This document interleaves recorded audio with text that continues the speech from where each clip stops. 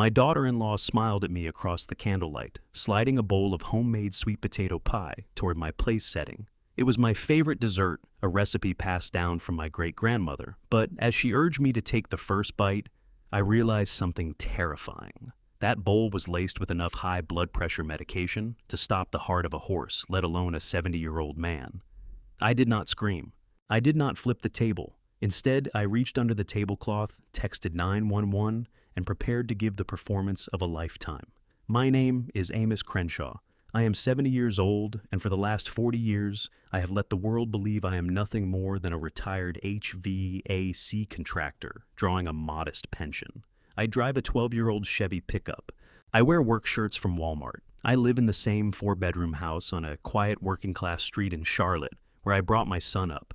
What nobody knows, not even my own blood, is that all those grimy years spent wedging myself through attics and nursing broken furnaces back to life were only the foundation. Every dollar of profit went into land acquisitions when the market bottomed out. I took on apartment complexes that every other investor had written off as lost causes. These days, I hold a commercial real estate portfolio valued north of $50 million, but I never breathed a word of it. I wanted Dylan to forge his own character, to stand on ground he'd built himself, rather than ground my money had purchased beneath his feet. I believed I was giving him a gift, the dignity of self-made ambition. What I gave him instead, it turns out, was a slow-burning grievance he never let go of. The nightmare had begun 3 hours earlier. Christmas Eve. The air inside Dylan's suburban house, mortgaged right up to its rafters and well beyond, was thick and close. The thermostat was jacked up too high, almost certainly to mask the cold seeping in through windows they had no budget to replace. Dylan sat at the head of the table, looking like a man being swallowed by his own life. He was 32, but the gentle eyes I remembered from our fishing trips, that boyish openness, had gone murky. They kept sliding back and forth between me and his wife, Lacey Farwell. She was poured into a dress that likely ran more than my first car had cost. Her blonde hair perfectly coiffed her fingernails, filed into precise red talons. Welcome back to Revenge Stories. I'm glad you're here. If these stories of justice and survival speak to something in you, I'd be grateful if you'd hit that subscribe button and give this one a like. It genuinely helps more people find us. Now, before we go any further, what are you up to while you listen today? Driving somewhere, cooking dinner, or maybe just resting after a long week? Drop it in the comments. I'd love to know. One quick note before we begin: some elements of this story have been dramatized for the purposes of storytelling, and any resemblance to specific real individuals or events is purely coincidental. It's the truth at the heart of it that matters. She had always regarded me with a particular look, somewhere between boredom and quiet revulsion, as though I were a stubborn mark on her spotless white carpet that no amount of scrubbing would lift. We had just finished unwrapping gifts. I had passed Dylan a small, weighty envelope containing a savings bond, a rock-solid investment I'd taken out for him 2 decades ago, now matured into a meaningful sum. Not flashy, but real money. Real security. Lacey snatched it out of his hands before he could get a word of thanks out. She tore it open, stared at what was inside, and let out a short, sharp laugh that cut through the room like broken glass. "Seriously, Amos," she said, dropping the bond onto the table as if it were a takeout flyer. "A savings bond. What century is this? We're buried under credit card debt from this renovation, and you hand us paper we have to haul to a bank just to convert. We needed actual cash. Or maybe the Rolex Dylan's had his eye on. Something that proves you actually care about where your son stands in the world." Dylan stared down at his plate. "Lacey, it's a generous gift," he muttered, barely loud enough to hear. "Generous?" She poured herself another glass of wine with a scoff. "It's cheap, just like that truck you're still driving around. Just like those boots you won't throw out. You're sitting on a paid-off house in a neighborhood that's gaining value by the month, Amos. You could unload it, drop into a condo, and hand us the equity. But you'd rather hold on to it and let us struggle. That's what you are, selfish." I sat with that familiar ache spreading through my chest. Not a medical condition, pure heartbreak. I watched my son waiting for him to say Dad sacrificed everything for that house. Dad put me through school. Dad is a good man. But Dylan said nothing. He took a long pull from his glass and kept his gaze somewhere else entirely. That was when the dizziness rolled in, sudden and sharp, the room tilting under a wave of nausea. I'd eaten several spoonfuls of the shrimp chowder Lacey had served earlier. It had tasted off, oversalted spices bearing down too heavily. I gripped the table's edge, my knuckles going pale against the white cloth. "Are you okay, Dad?" Dylan asked, a slight tremor in his voice. "Just need some water," I said, pushing my chair back with a scrape of wood on floor. "I need to get some air." "Sit down, Amos." Lacey's voice shifted in an instant from shrill to syrupy smooth. "Let me get it for you. You need to rest. You don't look well." "No," I said, forcing myself upright. My legs felt like they were filled with sand. "I need to move around. I'll get it myself." I made my way out of the dining room, one hand trailing along the wall. The hallway was a gallery of Lacey and Dylan's vacations trips I knew full well they couldn't afford. Cancun, Paris, Vail. Not one photograph of me. Not one of my late wife Loretta. It was nothing but a monument to their own reflection. I was heading toward the kitchen for a glass of cold water. The door stood slightly ajar. As I drew close, I caught the sound of ceramic clinking and the urgent hiss of whispered voices. I went still. 30-odd years on construction sites had made me good at moving without noise when it counted. I flattened my back against the wall and peered through the gap beside the door hinge. What I saw turned my blood to ice. Lacey stood at the marble island, the large ceramic bowl of sweet potato pie filling directly in front of her. Next to it sat a mortar and pestle and a cluster of small blue pills scattered across the counter. I knew those pills the moment I saw them. My own high-dosage beta blockers, the ones I carried in my coat pocket to manage my arrhythmia. She was grinding them into fine blue dust. "How many did you use?" Dylan whispered. He was over by the refrigerator, phone in hand, his face drained and slick with sweat. "All of them," Lacey hissed, tipping the powder into the orange mixture. She seized a spoon and worked it through with force. The blue vanished into the spices and the yam. "Is that too much?" Dylan asked, scrolling in a panic on his phone. "Google says an overdose can trigger cardiac arrest within an hour. What if it moves too fast? What if the paramedics pick up on the signs?" "Stop being a coward," she snapped. "He's old. He's got a cardiac history. Nobody's going to raise an eyebrow if his heart quits after a heavy Christmas dinner. It happens. We call 911. We grieve. We tell them he was complaining about chest pains all night. Airtight. But this is murder. Lace," Dylan's voice cracked. "He's my dad." "He's a roadblock," she said, slamming the spoon down hard on the counter. She turned and fixed him with a look that was somewhere between fury and madness. "Do you want to lose this house? Do you want the men from Viper Capital back here to collect on that gambling debt? We need his life insurance. We need the equity sitting in his house, and we need it now, not a decade from now, when he goes on his own timeline. This is Mercy Dylan. We're ending his suffering and saving ourselves." Dylan lowered his phone. His eyes dropped to the floor, then drifted to the pie. "Okay," he breathed. "Okay, just make sure he eats all of it." Bile surged up my throat. My own son. The boy I had steadied on his first bicycle. The boy I'd held while he sobbed through his first heartbreak. He wasn't just standing aside and letting this happen. He was timing it out on a search engine. He was in it with her. The dizziness I'd felt minutes earlier evaporated, replaced by a cold, crystalline focus. Pure survival instinct took over. I understood now that the shrimp chowder had probably been a trial run, a test dose. The pie was the killing blow. I eased back from the door and moved silently over the thick carpet into the living room, lowering myself into the armchair farthest from the kitchen. My hands were trembling not out of fear, but out of a rage so deep and white-hot it felt like smoldering coals buried in my chest. I drew out my phone. I didn't call the police straight away. I needed to be smarter than that. If I called right now, they'd paint me as a confused, senile old man. The pills would vanish. It would be my version against theirs. I needed proof that couldn't be argued with. I needed a witness. I opened my messages and composed 2 texts. The first went to 911, brief and exact. Possible poisoning in progress. 70-year-old male. Address is 614 Briar Mill Road. Suspects are preparing a lethal dose in food. Send help silent approach. The second went to Wendell Stroud. Wendell wasn't merely my attorney. He was my brother in every way that mattered, a man who had stood beside me in Vietnam 50 years ago. He was the sole person who knew the full scope of what I'd built and the only man alive I would trust with my life. Code Omega, I typed.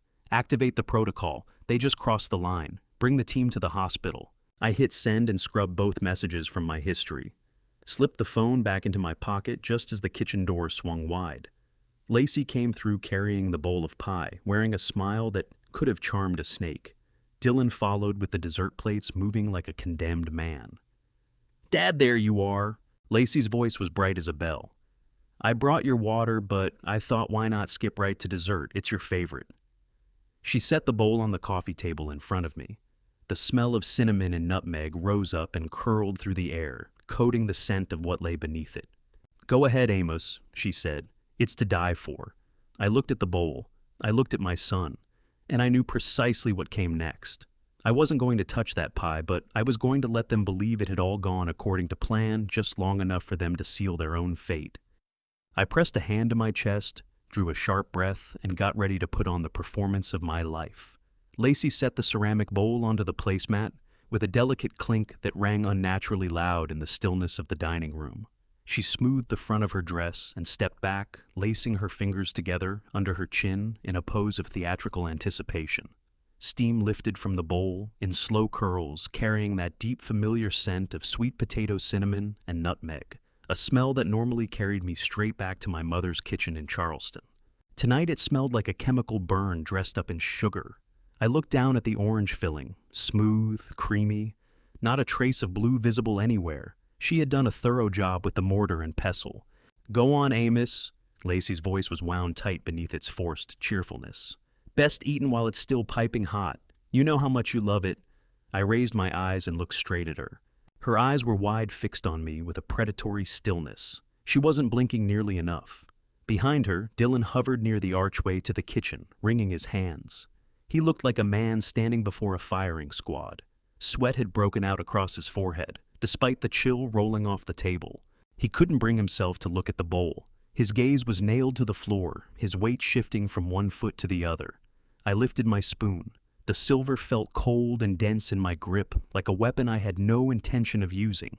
I dipped it slowly into the filling, turning it through the mixture. The texture was thick. I raised a full scoop, letting the steam drift up toward my face. I watched them watch me. Lacey leaned forward slightly, breath suspended. Dylan finally raised his eyes, locked now on the spoon, hanging an inch from my lips. The terror in his face was plain to read. Not the terror of losing his father, the terror of going through with it. He was weak. He had always been weak. I'd tried to build some hardness into him, dragging him to job sites, walking him through contract negotiations. But he'd always been drawn toward whatever required the least of him. And now, the path of least resistance had led him here. To murder. "Is something wrong, Dad?" Dylan asked, his voice splintering at the edges. "You're just staring at it."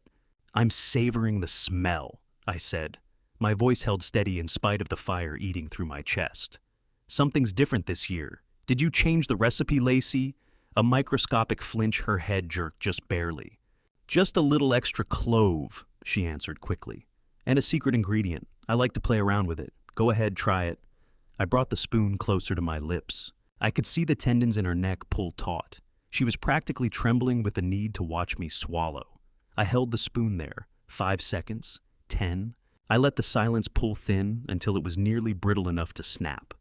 Then I dropped the spoon. It rang sharply against the bowl's rim and kicked a small smear of orange filling onto the white tablecloth. A short, raw gasp tore out of me. My hand seized the front of my shirt over my heart. I clenched my eyes shut and dragged out a low groan. "Amos!" Lacey shrieked, but she did not move toward me. I convulsed in the chair, throwing my head back and knocking my water glass sideways with a swipe of my arm. Ice and water spread across the table in a rush. Then I let my body go slack and slid heavily off the chair, hitting the hardwood floor with a thud. "Dad!" Dylan cried out. I lay still, face pressed against the cold wood, eyes shut hard, breathing broken and loud. I had to sell this completely, make them believe I was going, but I also needed to hear what they did next. I heard Dylan running toward me, each footfall urgent and heavy. He dropped to his knees at my side. "Dad! Dad, can you hear me?" "Don't touch him," Lacey hissed. Her voice came from just overhead. She had moved closer without me hearing her cross the room. "What's happening?" Dylan's panic was cresting. "He hasn't even touched the pie. Look at the bowl, Lacey. It's still full." not a single bite taken. I lay there letting a rattling wheeze work its way out of my chest body, twitching at intervals. This was the moment. This was the proof I needed. A real son would already have 911 on the line. A real daughter-in-law would be checking for a pulse. They were doing neither. He didn't eat it, Lacey whispered, and the fear in her voice had shifted. It was something colder now, more calculating. If his heart gives out on its own right now, that's fine. That's fortunate. But what if it doesn't? What if paramedics arrive and start looking at the pie? We have to get rid of it, Dylan said, frantic close to breaking. Pour it out! Run it through the disposal! No, you idiot! Lacey snapped. If we dump it now and he pulls through, he'll want to know why we threw out his dessert. We have to conceal it. Shove it in the fridge. No, in the trash buried under everything else. Go. Now. I heard the bowl scrape off the table and footsteps retreating fast toward the kitchen. They were scrambling, terrified. Not because I lay dying on their floor, because their weapon was still loaded and sitting in plain sight. Call 911. Lacey's voice came sharp from the kitchen. You have to do it now. If you wait too long, it starts to look wrong. Tell them he collapsed. Tell them he has a heart condition. I heard Dylan fumbling with his phone. I dragged out another long, rattling groan and arched my back against the floor. I'm calling, Dylan stammered. Yes, 911. It's my dad. He collapsed. I think it's a heart attack. He's shaking. Please hurry. 614 Briar Mill Road. I lay there and listened to my son deliver his performance. He sounded convincing. He sounded like a desperate, grief-stricken child. It shattered the last small piece of hope I'd been holding quietly in reserve. He was truly gone. The boy I had raised no longer existed. The man standing over me was someone I didn't recognize, someone who measured my life in dollar terms. The minutes that followed were endless. I kept up the act. Shallow breaths, dead weight, absolute stillness. Lacey came back into the room. I could hear her pacing tight circles. Why aren't they here yet? She muttered. Dylan, if he wakes up and starts talking, we're done. He was acting strange before dinner. You don't think he knew, do you? He couldn't know, Dylan whispered. How would he know? He's just old. His heart gave out. It's a coincidence. A lucky coincidence? Lucky? They were calling my death lucky. Then the sirens came. The wail grew louder and louder, and red and blue light began pulsing through my closed eyelids. My people had arrived. Heavy boots hit the porch. Fists hammered the front door. In here! Lacey screamed, her voice snapping instantly into a performance of hysteria. Please help him. He just collapsed.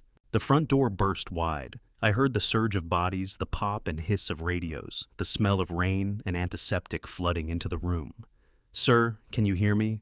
A deep, steady voice. Hands found me, checking my pulse, lifting my eyelids. I let my eyes crack open to a slit. Blurred uniforms. Dylan and Lacey pressed together against the far wall. Lacey's face wet with tears that hadn't cost her anything. But the face directly above mine was the one I'd been waiting for.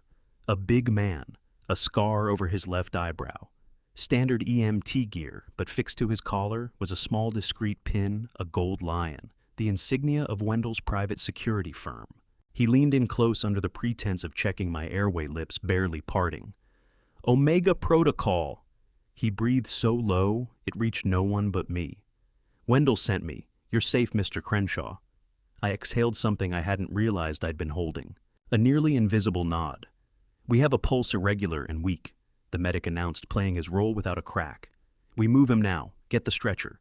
The team worked with the kind of precision that doesn't come from a training manual. I was lifted onto the gurney strap secured across my chest. Is he going to make it? Dylan stepped forward, voice catching.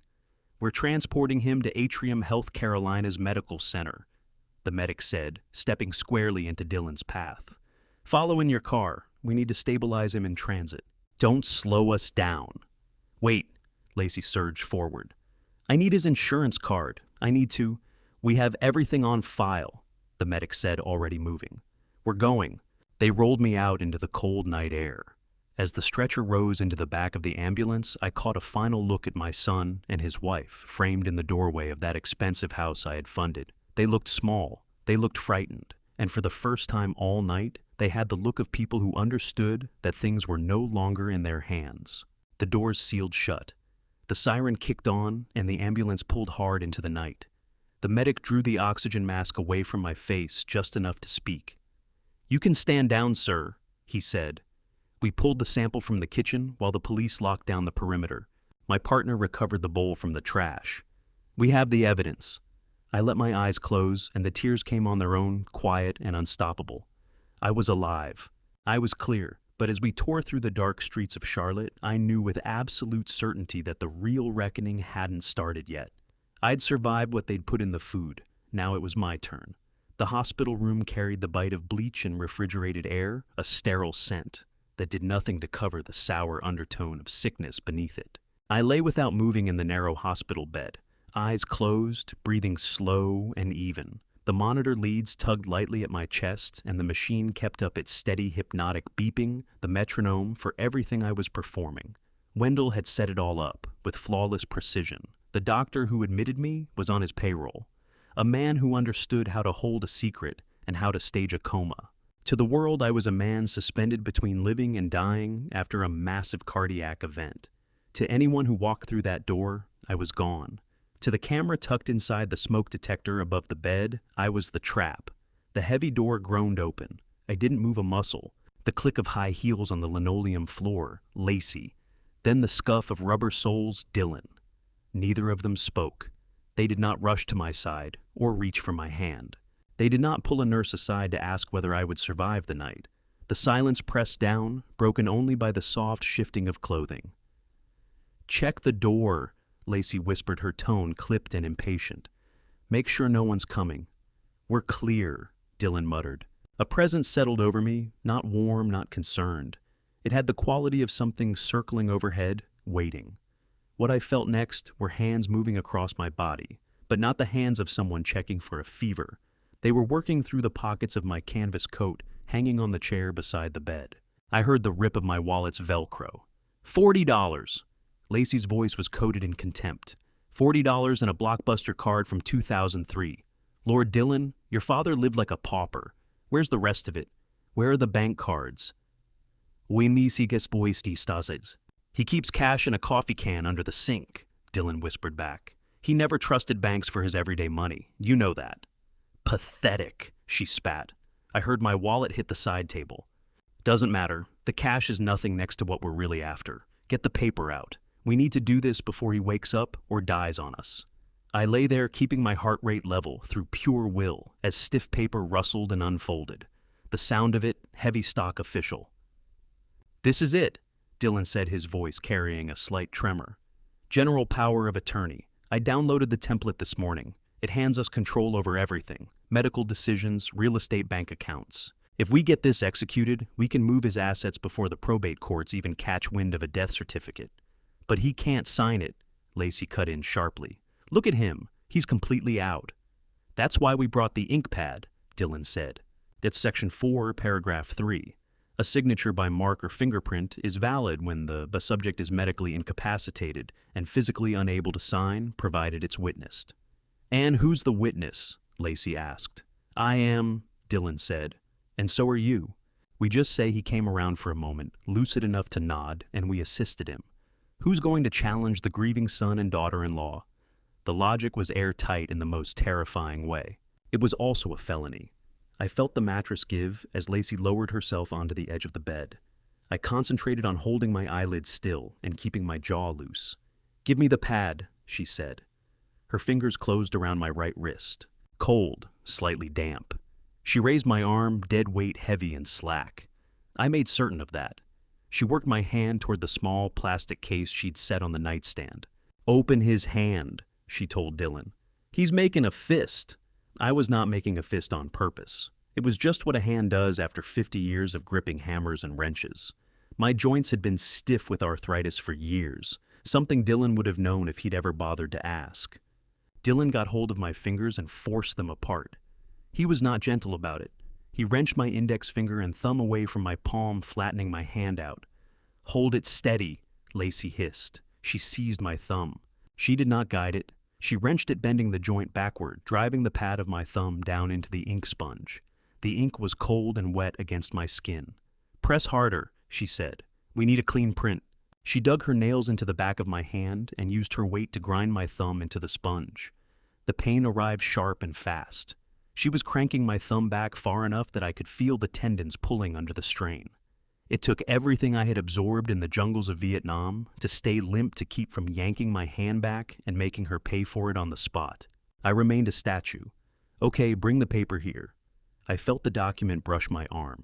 She lifted my ink-stained thumb and pressed it hard onto the page, rolling it side to side to transfer the ridges cleanly. "One more," she said. "Just to be safe." She repeated it on the second page. This time she was rougher still, twisting my wrist into an awkward angle, wrenching the joint. I felt something pop. A bolt of pain shot up my arm, hot and immediate. A low groan escaped me before I could stop it, the kind of sound that could pass for the noise a dying man makes. "He's making sounds," Dylan said, panic creeping into his voice. "Hurry up." "I am hurrying," she snapped. "There, done." She released my hand, and it dropped onto the sheets, throbbing and heavy. The ink was already tacky against my skin, the physical mark of what they'd just committed. "Wipe it off," Dylan said. "If the nurse sees ink on his thumb, she'll know something happened." "Use the wet wipes," Lacey said. She scrubbed my thumb with a rough alcohol cloth, not caring about the sting working it until the skin was raw and chafed, erasing the trace from my body. But what was on that document was permanent, and what the camera above the bed had captured was forever. I lay still while they slid the papers back into a folder and moved to the foot of the bed, looking down at me. I was no longer a father to them. I was a signature, a transaction that had just cleared. "So, what do we do now?" Dylan asked, his voice dropping to a low, conspiratorial tone. "We wait," Lacey said, calm, unsettlingly so. "We wait for the doctor to come back. We show him the power of attorney and tell him we want to talk about end-of-life options." "End-of-life options?" Dylan echoed. "You mean pulling the plug? He's suffering, Dylan," she said, and I could hear the smile woven into her voice. Look at him. He's nearly gone as it is. Why let it drag on? We show them the paperwork. We take authority, and we make the compassionate choice to let him rest. Then we list the house." "What do you think we can get for it?" Dylan asked. "I pulled the comps in the area," Lacey replied. "The neighborhood's gentrifying hard. Developers are snapping up these old lots for cash. The house itself is worthless reeks of old man and sawdust.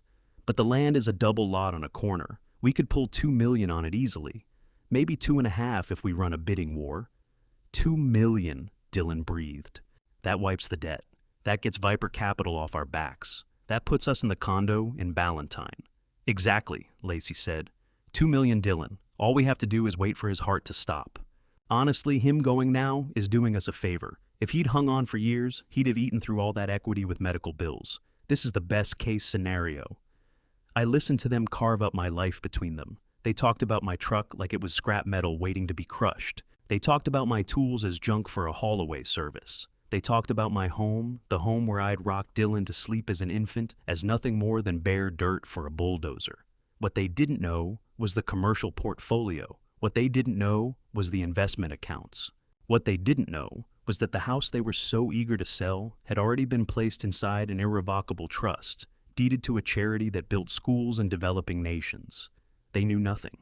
And they did not know that the man in that bed, the man they were planning to remove from the world for a payday, had not missed a single word. A coldness moved through my chest that had nothing to do with the air conditioning. It was the final death of whatever paternal feeling I had been clinging to when it came to Dylan. He was standing right there nodding along as his wife sketched out my end. His eyes lit up at the mention of what my grave would fetch. "All right," Lacey said, bringing her hands together in a soft, decisive clap. "Let's go find the doctor. We need to get this moving. Put your sad face on, baby. Showtime." They walked out of the room, leaving the door slightly ajar. I opened my eyes and fixed my gaze on the ceiling tiles, counting the dots. $2 million. That was my going rate. That was what my existence was worth to them. I slowly raised my right hand. My thumb was red and swollen, dark traces of ink still lodged in the ridges of my fingerprint. I looked up at the camera nested inside the smoke detector and let my lips pull back into a snarl that would have stopped their hearts if they'd caught it. They wanted a quick exit for me. They wanted a payout. I was going to give them a payout, all right, just not in dollars, in suffering. I reached for the nurse call button and pressed it 3 times, the signal for Wendell. It was time to stop playing dead. It was time to rise and show these two what a real ghost looks like. They wanted the house. They wanted the money. They were going to walk away with nothing, and I was going to take my time enjoying the fire. 3 days later, I was wheeled out of Atrium Health Carolina's medical center, looking like a man who'd already been hollowed out. Wendell had been masterful with the paperwork and the medical staging. According to my charts, I had suffered a massive ischemic stroke that left me hemiplegic and aphasic. I sat slumped in the wheelchair, my head lolling heavily to the left, a thread of drool carefully produced with a small sip of water running from the corner of my open mouth. My eyes were glassy and unfocused, aimed at nothing, taking in everything. Dylan stood at the reception desk, signing the final discharge papers. He looked worn down, shadows carved under his eyes, but there was a glimmer of something triumphant in them that turned my stomach. He had the power of attorney. He had the medical release. Now he had the body. He wheeled me out to the curb where his leased BMW sat idling. He didn't bring my truck. He grunted as he wrestled me into the passenger seat, handling me like a bag of soil rather than his father. He didn't even bother with the seatbelt. As we drove, I watched my neighborhood slide past the window. I expected him to turn left towards 614 Briar Mill Road, back toward my home, my sanctuary. Instead, he turned right and headed for the highway, out to the suburbs, out to his house. He wasn't taking me home to get well. He was taking me somewhere to be warehoused. When we pulled into his driveway, Lacey was standing on the porch. She didn't look like a woman greeting family. She looked at me, the way you look at a stain. You don't know how to remove arms folded tight over her chest as Dylan hauled me out of the car. He practically dragged me to the front door, breathing hard with the effort. I kept my limbs dead and loose, giving him nothing. "Don't bring him in here," Lacey snapped, planting herself in the doorway. "I just had the carpets done, Dylan. If he has an accident on the rug, I swear to God, he smells like hospital and old age." "Where am I supposed to put him?" Dylan asked, straining to hold me upright. "The guest room is set up for your mother's visits. Put him downstairs." "The basement?" Dylan said. "Lacey, it's unfinished down there. It's freezing." "It's 50 degrees. Put a space heater in the corner," she said, flicking her hand. "He's paralyzed, Dylan. He won't register the cold, and concrete is a lot easier to clean than hardwood. Get him out of my sight." Dylan sighed, but didn't push back. He dragged me through the kitchen past the heat of the oven and the smell of roasting chicken and pulled open the narrow basement door. A wall of cold, damp air pushed back against my face. The smell was wet earth, rotting cardboard, and long neglect. The stairs were steep and bare wood. He half carried, half slid me down into the darkness. He set me down in the far corner, on a stained mattress that looked like it had been dragged in off someone's curb. No windows. Bare cinder block walls sweating with moisture. In the corner, a sump pump clicked on and off at irregular intervals, a mechanical pulse in the dark. He flung a thin wool blanket over me. It smelled of mothballs and something that had once been a dog. "Stay put, Dad," he muttered, still not meeting my eyes. "I'll bring something down to eat later." He turned and went up the stairs, pulling the door hard behind him. The lock clicked. I was alone in the dark. Above me, I could make out the muffled sounds of their evening, the television going at full volume, the ring of wine glasses, bursts of laughter. They were celebrating my imprisonment in the cellar of a house I had effectively financed. I waited until I was sure they'd settled in for the night, the floorboards stopped their creaking, and the house went still. I sat up slowly. I wiped the fake drool from my chin, stretched my neck, and rolled the stiffness out of my shoulders from hours of playing the invalid. The cold was cutting, working its way through the thin hospital gown and the flannel shirt Dylan had thrown on me in a hurry. I reached into the hidden pocket sewn into the lining of my pants, a modification I'd made years back for carrying cash on job sites. I drew out a small black device no bigger than a pack of gum, a high-fidelity voice recorder that could pick up a whisper from across a room. I pressed record, set it on a crate next to the mattress, and covered it with a stack of old newspapers. Then I brought out my phone, holding the blanket over the screen to kill the glow. 1 bar of signal. That was enough. I opened the secure messaging app and sent a message to Wendell. "The Eagle has landed. Conditions are subhuman. Move to phase 2. Freeze their accounts first thing tomorrow morning." I want them staring at a declined card when they wake up. I put the phone away and eased back down onto the filthy mattress, staring up at the exposed joists of the floor above me. Plumbing pipes, electrical wiring. The internal structure of the house laid bare. I knew how this house was put together because I had gone through the inspection report when Dylan bought it. I knew where the vulnerabilities were. I knew exactly where the water would start winning. I didn't sleep. I listened. I recorded. I planned. They believed they had buried me in the basement. They hadn't figured out yet that they'd planted something instead. And come morning, the roots were going to start their work. The garage door grinding open and the BMW fading down the street was the signal I'd been waiting for. I stayed flat for exactly 3 minutes, counting seconds in my head, the same way I used to time concrete cure on job sites. Once I was certain the house was empty, I sat up. My back lodged a complaint from the cold floor. I ignored it. The stroke victim evaporated. What stood up in that basement was Amos Crenshaw, master contractor. I moved to the stairs without a sound. The door at the top was secured with a simple privacy knob, the kind designed to keep toddlers out of rooms, not to stop a determined man. Dylan had never been handy. He didn't understand that a lock means nothing if the frame around it is cheap. I dug through a box of old Christmas ornaments in the corner and found a stiff piece of wire. I bent the tip into a hook, climbed the stairs, and crouched at the keyhole. 10 seconds. The tumblers moved, the spring gave, and the knob turned with a soft click. I pushed through into the kitchen. The house was quiet. I moved down the hall, stepping over the boards I'd already cataloged as creakers. My destination was the home office. Solid oak door, or at least it looked that way. Veneer over particle board. Also locked. I slid a thin loyalty card from my hidden pocket, worked it into the gap between door and frame, felt the latch bolt, applied pressure, and angled. The door swung open. I settled into Dylan's oversized leather executive chair. It creaked under me. The desk was a wreck, a spread of unopened envelopes and crumpled papers, the work surface of a man being swallowed whole by his own finances. I started with the stack on the left. Past due. Final notice. Collections. I set those aside and found a manila envelope buried beneath a pile of car magazines. I opened it. Inside was a letter from the bank where Dylan had been telling people he worked as a vice president. It was a termination notice dated 2 years ago. He hadn't been laid off. He'd been fired gross negligence failure to follow compliance protocols. 2 years. Every morning for 2 years, he'd put on a suit, walked out that door, and pretended to go to work. A flicker of pity moved through me, snuffed out the moment I reached the next document. It was a Platinum MX credit card statement. The balance stopped me cold $80,000. Then a Visa $50,000. By the time I'd gone through everything, I'd counted 6 different cards. The combined debt was pushing $300,000. I ran through the transaction logs. It read like a monument to self-indulgence. $2,800 for a handbag at Gucci, $500 for a dinner at Nobu, weekend escapes to Caribbean resorts, spa packages, leased luxury vehicles. They were living like landed gentry on borrowed money they had no intention of repaying. They weren't just broke. They were hollowed out, completely insolvent, and they'd been papering over it by draining me.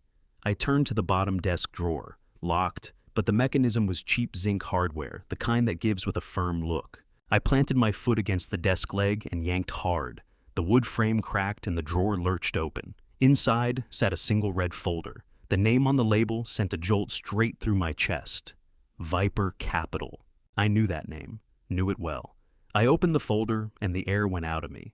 A high-interest short-term loan agreement, a hard money note, $50,000 cash interest rate bordering on criminal weekly compounding aggressive collection clauses baked into every paragraph. The kind of loan you take when every bank in town has shown you the door. But it was the collateral section that turned my vision red. Right there in black ink, 614 Briar Mill Road, my house, my paid-off home. And below it, a signature Amos Crenshaw, a forgery.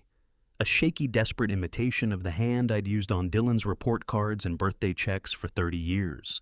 They had stolen my identity. They'd mortgaged the roof above my head to a predatory lender to fund their vanity, their parties, their borrowed illusion of wealth. They had signed my name to a document that could leave me on the street. I pressed my finger against the ink of that forged signature. It was recent, weeks old at most. This was why they needed me dead. The first payment had to be coming due, and the only way to cover it was my life insurance payout. I closed the folder. My hands didn't shake. The fury had refined itself into something colder, harder, like ore that's been through the furnace. They had made a deal with the devil. They just didn't know the devil had been standing in their office the whole time. The moment the door clicked shut behind me, I pulled out my phone. My hand was steady. My heart was not. It hammered against my ribs like a sledgehammer on iron. I called Wendell. He picked up on the first ring voice, clipped and professional. "Status?" he asked. "Viper Capital," I said, keeping my voice low. "They owe Viper Capital 50 grand, I told him. They use my house as collateral, forged my signature on a high-interest note.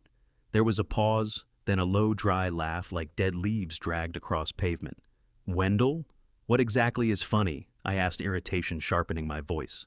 "Amos," he said, "you really don't read the quarterly reports for the Diversified Risk Fund, do you? That's what I pay you for." I shot back. "Viper Capital is a shell company under Crenshaw Holdings," Wendell said. "We absorbed their loan portfolio 6 months back, distressed asset acquisition. It's your money, Amos. You're lending to yourself." The irony landed like a fist to the sternum. I nearly laughed out loud. My own son was borrowing from a loan shark who turned out to be me. I was the predator and the prey at the same time. "So, I own the debt," I said, needing to hear it confirmed. "You own the debt, you own the paper, you own the collectors," Wendell said. "Good," I replied, feeling something cold and satisfied settle across my face. "Take the leash off. I want the collection team calling Dylan within the hour. Use the scary voice. Tell him the note's been called. Tell him he has 24 hours to produce the full $50,000, or they start seizing assets. And Wendell. Yes, boss. Tell him personal safety cannot be guaranteed." "That's brutal," Amos Wendell observed. "He tried to kill me with sweet potato pie." "Wendell," I said, "brutal is just where we start." I made it back down to the basement with only minutes to spare before I heard the garage door groan open. I settled onto the mattress, arranging my limbs into the slack, heavy posture of the stroke victim I was supposed to be. I let my jaw go loose. I fixed my gaze on the damp cinder block wall and held it there. Upstairs, Dylan's heavy footsteps thudded across the floor, and Lacey's heels clicked a sharp counterpoint. They were at each other before they'd even cleared the entryway. "We have to sell the jewelry," Dylan was saying, voice wound tight and high. "It's the only play we have left. We are not selling my jewelry." Lacey shrieked, "Those are my assets." Then the phone rang, not the house line Dylan's cell. It cut through their argument loud and shrill as a blade. The silence that swallowed it was absolute. "Hello," Dylan answered. His voice had shrunk to something small and trembling. I lay still and listened, picturing the color leaving his face. I could imagine who was on the other end, Wendell's head of security, a man named Garrett, whose voice sounded like gravel chewing itself apart. "What do you mean?" Dylan squeaked almost immediately. "The contract said, 'No, please. I need more time. My father, He went quiet, then a gasp, pure uncorked terror. "Tonight! I can't get $50,000 by tonight. Please, we have a house. It's worth $2 million. We just need to liquidate." He was cut off. The call ended. A phone clattered onto granite. "They called the note," Dylan whispered. His voice filtered through the floorboards, thin and stripped bare. "Viper.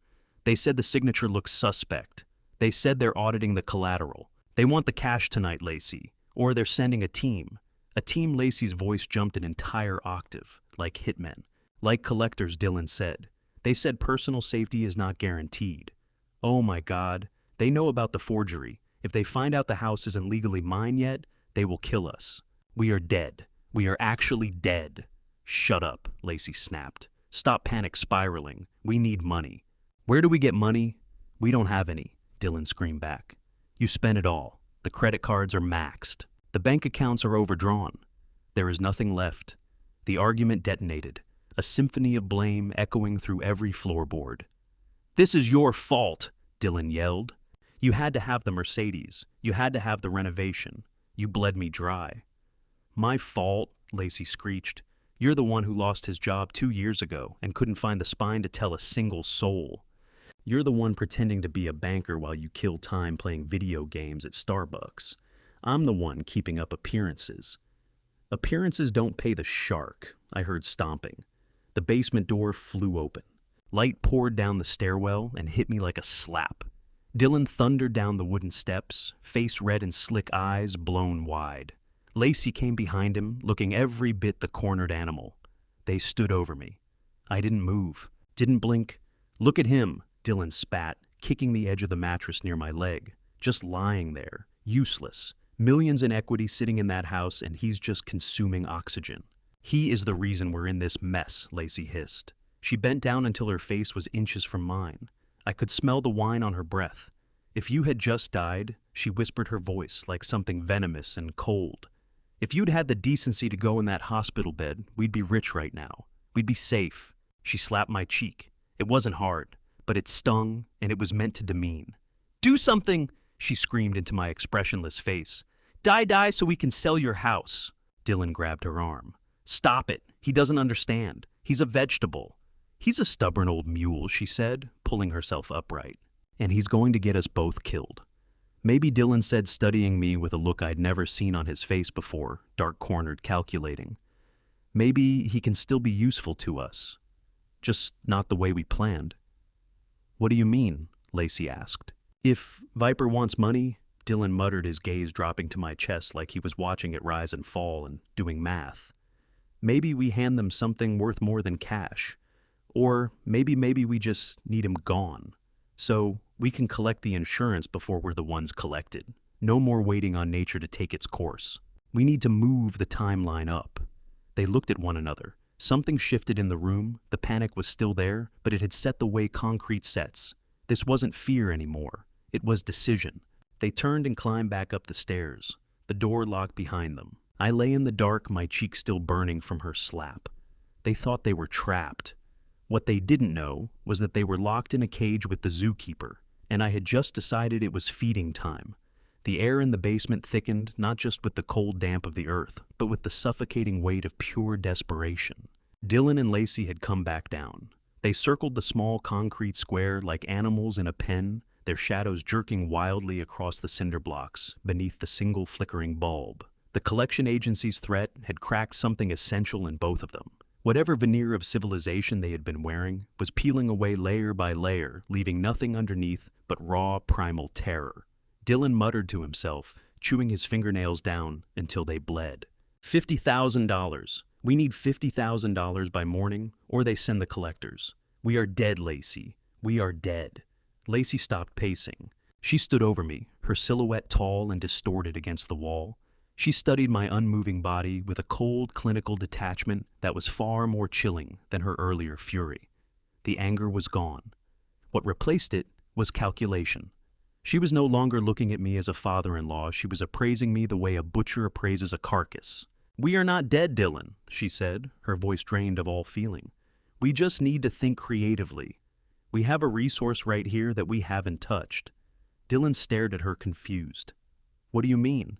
"The house. We can't sell it without his signature, and any forgery will take too long if Viper is already watching." "Not the house, you idiot," she snapped. "Him. The meat." Dylan recoiled as though she'd physically shoved him. "What are you talking about?" Lacey crouched down, her face hovering inches from mine. I could smell stale wine and the sharp metallic edge of her fear. "I heard a story once," she whispered, her eyes moving over my body like an appraiser with a clipboard. "My friend in med school knew a guy. They pay top dollar for viable organs in Mexico. Kidneys, livers, corneas, skin grafts even. He's old, sure, but he's healthy. The heart's weak, granted, but the rest of him has value." Dylan gagged. "You want to cut him up? You want to sell my father for parts? Are you out of your mind? Lace, that is monster talk." Lacey stood and backhanded him across the face. The sound cracked off the concrete walls like a gunshot. Dylan stumbled backward, one hand flying to his cheek. "Wake up!" she screamed. "There are men coming to break our legs and torch this house. You think they care about your morals? You think they care about your daddy issues? This is survival, Dylan. Us or him, and look at him." She drove her foot into the edge of the mattress near my head. "He is a vegetable. He is already on his way out. We are just recycling. We drive him across the border tonight. I make one call. We hand him over. We come back with $50,000 cash. The debt disappears. We walk free and no one will ever know. We just say he wandered off. We say the stroke left him disoriented and he got lost in the woods. It happens." Dylan looked from her to me. I watched the war play out behind his eyes, the last fragment of his conscience throwing itself against his cowardice. He looked at my gray face, my slack jaw, my lifeless limbs. He looked at his wife, the woman who had always owned him completely. Then he looked at the door, where the imaginary hitmen were waiting on the other side. His shoulders dropped. "How do we get him there?" he whispered, his voice crumbling. "We load him in the trunk," Lacey said, and a cruel smile spread slowly across her face. Just like luggage. I lay there and felt the last remaining thread of any familial bond snap clean. It didn't go with a bang. It went with a quiet, mournful exhale. They weren't just greedy. They weren't just entitled. They were predators. They had crossed from bad children into something else, entirely something that didn't deserve a name I'd recognize. The sweet potato pie had been an attempt at a clean, quiet death, a mercy killing in their warped thinking. But this was butchery. This was desecration. They were planning to hollow me out like a pumpkin and sell the seeds. I understood then that my original plan to frighten them, to teach them a lesson about money and gratitude, was laughably inadequate. You don't teach lessons to a rabid dog. You put it down. This was no longer chess. This was war, total and absolute. I pressed my back against the cold concrete and made a silent vow to the son I had once loved. You want to sell me for parts, Dylan. You want to trade my life for your freedom. I am going to strip you of everything. Your freedom, your future, your name. You will wish the collectors had found you first. You will wish you had never opened that basement door. I closed my eyes and evened out my breathing, waiting for them to go, make their preparations. They thought I was the cargo. They had no idea I was the bomb. And the timer had just hit 0. The shift from the tomb of the basement to the main floor was jarring, not because of the warmth, but because of the noise. The house was throbbing with heavy bass that had no business in a residential neighborhood, and the air was thick with cheap cologne and the sour smell of desperation. Dylan and Lacey had hauled me up the stairs about an hour before. They'd stripped off my hospital gown and wrestled my stiff limbs into an old suit they'd pulled from storage, moth-eaten, smelling of cedar and neglect, but serviceable for their purposes. They'd seated me in a wheelchair that must have been rented or stolen and parked me in the corner of the living room like a piece of avant-garde furniture. I sat there head lolling to one side, eyes half open watching the carnival of vultures they had let into my home.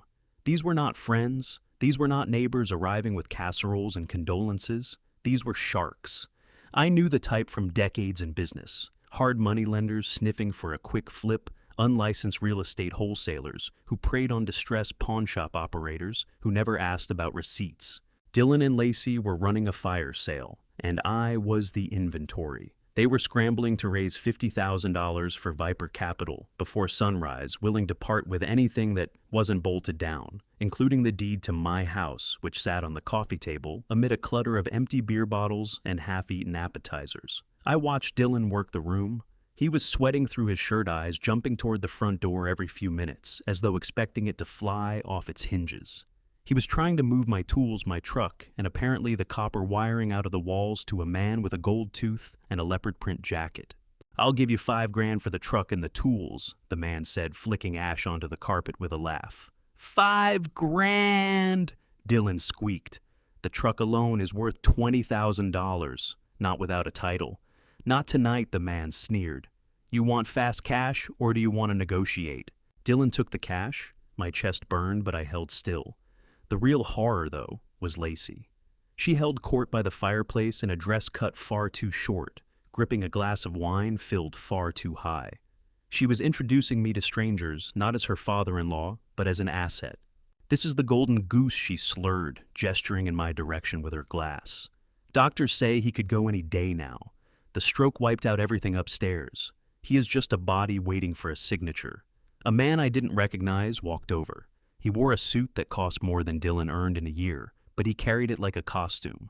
He smelled of expensive scotch and something underneath that had gone rotten. He leaned down until his face was level with mine. I could see the broken capillaries mapped across his nose. "So this is the old man holding everything up," he said, blowing smoke directly into my face. He jabbed me hard in the chest with a thick finger weighed down by a heavy gold ring. "Hey, Pops. You in there? Anyone home?" I stared past him, eyes fixed on a water stain on the ceiling above. I let a thin line of drool slide from the corner of my mouth. The man reared back. Gross. He laughed, straightening up, and turned to Lacey. "You said he was compliant. He looks disgusting. He is harmless." Lacey laughed, moving closer. "Watch." She stepped in front of me. The room went quiet. The sharks scented blood in the water. They wanted to see the show, wanted to see exactly how broken the old man was.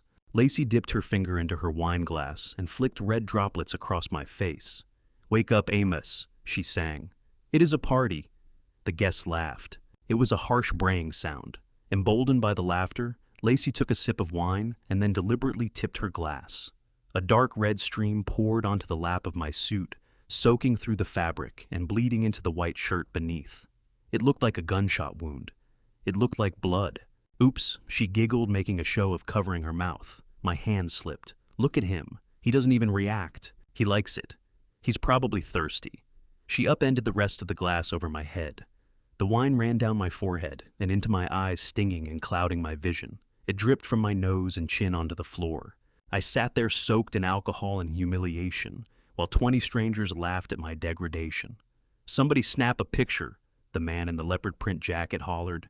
"Send it to the nursing home. Tell them he comes pre-marinated." Dylan stood in the corner, watching. He didn't laugh, but he didn't step forward either. He took a long pull from his bottle and looked away, unable to watch his wife baptize his father in mockery. He was a coward, complicit, boneless, irredeemable. I did not wipe the wine from my eyes. I did not blink. I let the liquid sting. I let it burn because that burn was fuel. I used the blur of it to disguise the movement of my eyes as I swept the room. I was not a vegetable. I was a camera. I was a recording device. I was filing away every face in that room. I memorized the man with the gold tooth. I knew him. He ran a chop shop over on the east side. I memorized the man in the expensive suit. He was a disbarred lawyer with a specialty in fraudulent deed transfers. I memorized the woman in the corner, sizing up my grandmother's china cabinet. She moved stolen antiques. This was not a party. It was a gathering of the criminal underground, and my son had opened our door to all of it. Every laugh, every insult, every drop of wine was being filed away in the steel trap of my mind. They thought they were mocking a helpless old man. They had no idea they were recording their own depositions. I watched Lacey refill her glass. She was lit up with the power of her cruelty practically glowing. She felt untouchable, convinced she had won. She believed that by stripping away my humanity, she made it easier to sell me off in pieces. She didn't realize she was simultaneously stripping away the last of my mercy. I turned my attention to Dylan. I watched him accept the envelope of cash from the chop shop owner, $5,000 for a lifetime's worth of hard work. He stuffed it into his pocket, looking like he might be sick. He knew this was wrong. He knew this was evil. He did it anyway. That was his sin, the sin of weakness. I sat in my puddle of wine and watched the clock on the mantel. It was nearly midnight. The Viper Capital deadline was closing in fast, and the desperation in the room was about to reach a breaking point. And that was when he would walk in. Wendell. I had timed the text precisely. I knew he'd be outside watching the house, waiting for the signal to make his entrance. The stage was set. The villains were drunk and off their guard.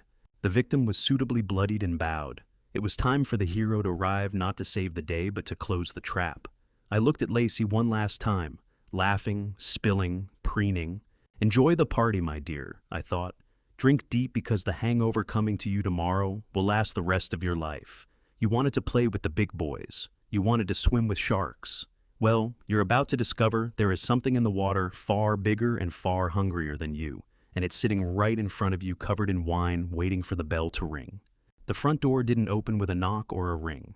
It swung inward with a slow, deliberate weight that commanded silence before the man had even crossed the threshold. The bass from the stereo seemed to die in his presence. The chatter of the vultures fell away. Wendell Stroud stepped into the foyer like a storm front rolling over a cornfield. He was not wearing the comfortable sweaters he favored when we played chess on Tuesday evenings. Tonight he wore a midnight blue three-piece suit that cost more than the car sitting in the driveway, and a long wool overcoat that made his shoulders span the width of a doorway. His face was set in a mask of stone-cold indifference. He looked exactly like what he was, a man who moved millions with a single phone call and buried problems with a signature. I watched from my wine-soaked wheelchair as the atmosphere in the room shifted from a chaotic flea market to a funeral parlor. The low-rent criminals Dylan had invited recognized the scent of an alpha predator immediately. The man with the gold tooth snatched his jacket and slipped out the back without a word. The antique fence suddenly discovered her phone required urgent attention. Wendell ignored them all. His eyes locked onto Dylan, who stood by the fireplace clutching a beer bottle, like it was the only solid thing left in his world. Wendell crossed the room, his footsteps heavy and deliberate on the hardwood. He stopped 3 feet from my son. He did not look at me. He did not look at Lacey. He looked at Dylan with the particular boredom a lion reserves for a limping gazelle. I understand there's a distressed asset for sale, Wendell said, his voice a deep baritone that I felt in my sternum. Residential property, double lot, immediate occupancy, cash terms. Dylan stammered, eyes going wide. Who are you? Did Viper send you? I am the solution, Wendell said simply. I represent a private equity firm expanding its portfolio in this district. We heard there was a motivated seller. Are you motivated, Mr. Crenshaw? Dylan looked at Lacey. She had launched herself off the sofa and was smoothing her dress, scrambling to reassemble some semblance of composure. She stepped forward, eyes hungry. We are very motivated, she said, her voice pitching up. But we have other offers. There's a lot of interest. Wendell didn't blink. He didn't look at her. He kept his gaze fixed on Dylan. I don't deal with brokers. I don't deal with wives. I deal with the name on the deed. Is that you? Technically, Dylan said, swallowing. Technically, it's my father, he said, gesturing toward me. But I hold power of attorney. Wendell glanced my way at last. His eyes moved across my wine-stained face and slumped posture. He gave one small, nearly invisible nod. Good enough, he said. He lifted the black leather briefcase he had been carrying in his left hand and set it down on the coffee table, sweeping the empty beer bottles and a half-eaten cheese tray aside with his forearm. Glass clattered to the floor, and Dylan flinched. Wendell thumbed the latches. They snapped open with a sound like a pistol being cocked. He raised the lid. The room went absolutely still. Inside the briefcase, arranged in tight, neat rows, were bundles of $100 bills. $50,000. The exact sum they needed to clear the debt with Viper Capital. The exact amount required to keep the collectors from their door. To them, it looked like salvation. To me, it looked like bait. I watched the light drain from Dylan's eyes and something dull and animalistic take its place. He took a half step forward, his hand reaching out on instinct. Lacey let out a small, sharp breath, one hand going to her mouth, eyes reflecting green in the light off the money. They were mesmerized, drunk on the sight of it. They forgot to ask who Wendell really was. They forgot to ask why a stranger would appear at their door with a briefcase of cash at midnight. Caution evaporated, fear dissolved. All they could see was the exit sign. Is that? Dylan whispered, his voice scraped dry. $50,000, Wendell said, cash. Non-consecutive serial numbers, no banks, no waiting periods. I take the deed tonight. You take the cash tonight. The debt is gone. The problem is solved. I watched Lacey. She was nearly vibrating where she stood. She looked at the money, then she looked at me. I could see the machinery working behind her eyes. She was already spending it, already plotting the next lie, the next angle, the next scam. She didn't care about the house. She didn't care about me. She wanted the immediate fix, and she wanted it now. We'll take it, she said, stepping directly in front of Dylan. We accept. Where do we sign? Wendell reached into the inside pocket of his overcoat and produced a single sheet of paper. He laid it flat on the table beside the open briefcase. It was dense with fine print top to bottom. He set a heavy fountain pen down across it. The owner signs, Wendell said. Right there on the bottom line, but he can't write. Dylan said, his eyes dragging reluctantly away from the money. He had a stroke. His hands don't work. Wendell stared at him. What you are about to witness is the moment when everything Amos had been quietly holding begins to come to light. And what it reveals about the people he loved most will be very hard to unhear. Before we get there, let me ask you something. If you discovered that someone close to you had been working against you in secret, would you confront them the moment you knew, or would you wait and gather every last piece of proof first? Then use his thumb.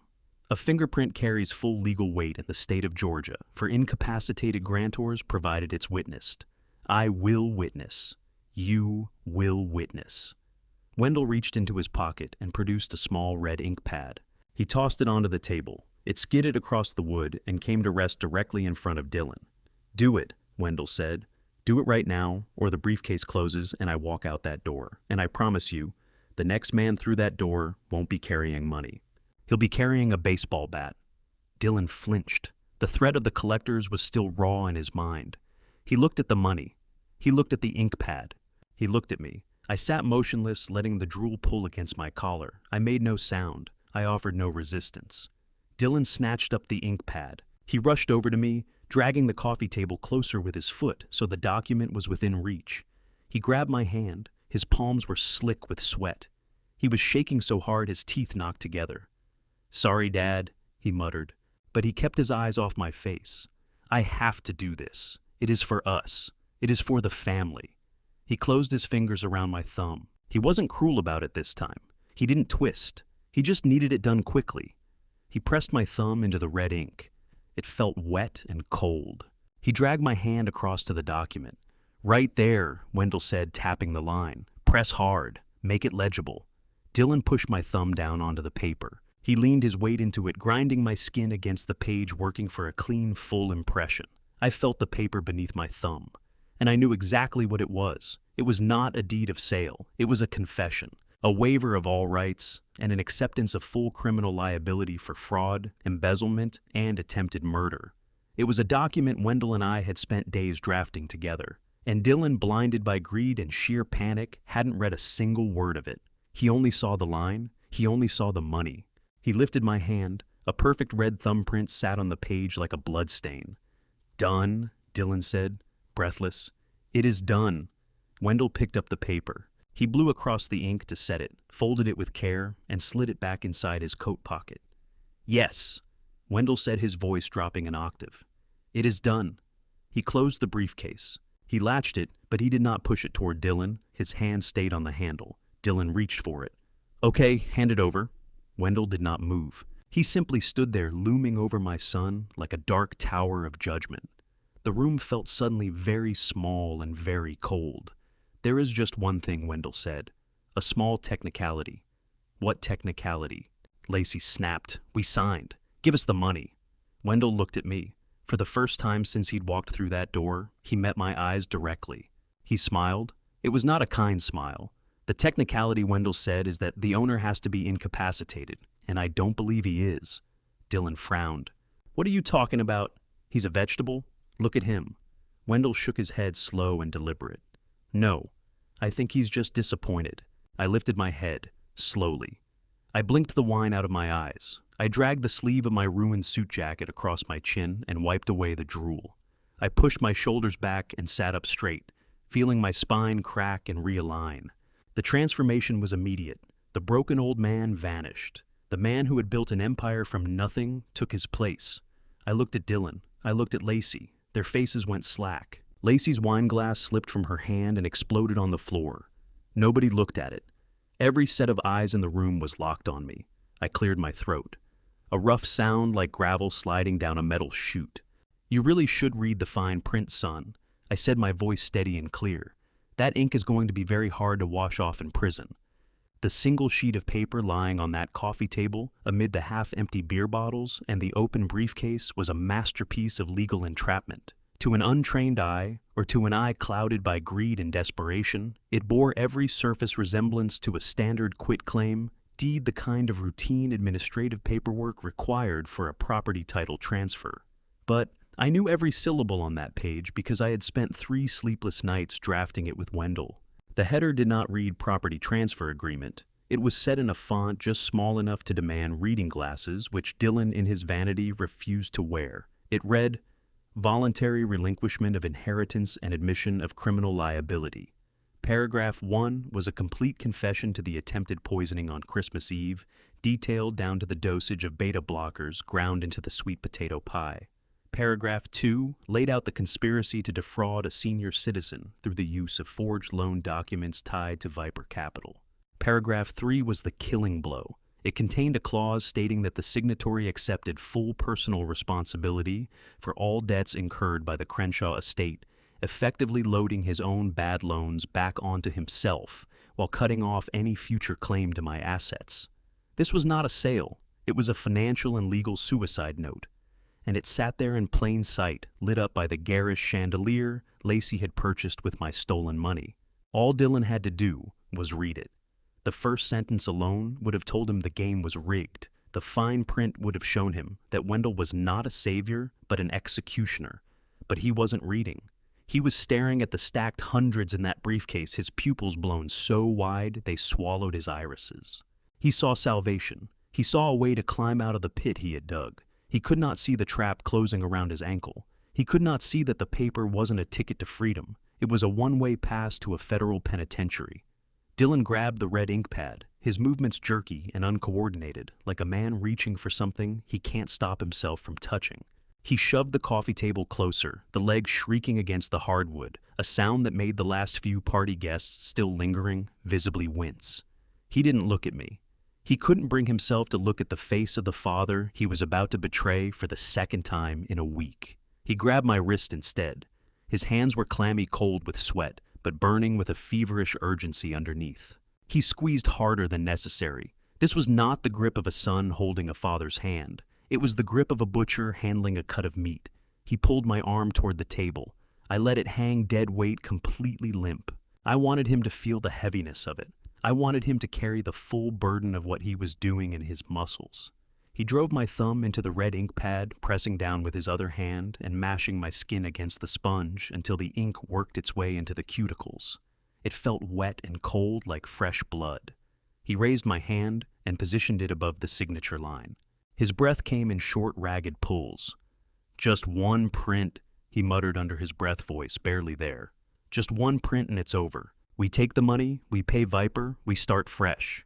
He was lying to himself. There was no starting fresh. There was only the end. He lined my thumb up over the line marked for the grantor. He didn't notice that the line was actually labeled defendant. He didn't notice that the witness line, where Wendell had already signed, was labeled federal informant. He saw nothing but the finish line. He pushed my hand down. He leaned his body into it, forcing my thumb flat against the paper, rolling it slightly left to right, the way he'd seen done in movies chasing a clean print. The page crinkled faintly under the pressure. I could feel the grain of the table through the document. I could feel the tremor running through his hand, his terror traveling up his arm and passing directly into mine. He held it there, 1 second, 2, 3, making certain the impression was indelible. He was sealing his own fate using my hand to do it. He was signing away his soul and using my thumbprint as the receipt. He began lifting my hand away from the paper. He exhaled a long, shuddering release, the sound of a man convinced he has just stepped back from the edge of a firing line. "Got it," he whispered. "It's perfect." He started to pull back, ready to drop my hand onto the wheelchair armrest and reach for the money. But my hand didn't drop. My hand didn't go limp. As he began to pull away, my fingers moved, slowly, deliberately. They curled around his wrist. It was not a twitch. It was not a spasm. It was a vice. I clamped down with the grip of a man who had bent conduit pipe and hauled compressors for 40 years. My calloused fingers found the soft flesh of his forearm and dug in, locating the pressure points and compressing the nerves beneath. Dylan froze. He stared down at his wrist, his brain refusing to process what his eyes were sending it. He tugged experimentally, assuming it was just a reflex. My grip tightened. I squeezed until I felt his radius and ulna grind against each other. He let out a high-pitched yelp of pain and bewilderment. "What the—" he stammered. He looked up. He looked at my face, and that was when it hit him. I opened my eyes, not slowly, not with a flutter. I snapped them open wide, sharp and fully alert. The glassy vacancy of the stroke victim was gone. In its place burned a gaze of pure, undiluted fury, hot as a welding arc. I locked onto him. I watched his pupils shrink to pinpoints. I watched the color evacuate his face, leaving him gray and hollow. His mouth fell open. No sound came out. Fear that primal doesn't announce itself. It just seizes the whole nervous system at once. The room went completely still. Lacey, who had been reaching for the briefcase, stopped dead, her hand suspended in the air like she'd forgotten it was attached to her. Wendell stood motionless, his expression grim and quietly satisfied. I raised my head from the back of the wheelchair. I cracked my neck first left, then right, the vertebrae popping like gunshots in the silence of the room. I sat up straight, shedding the slump of the invalid, shaking off the weakness I'd worn as a disguise for a week.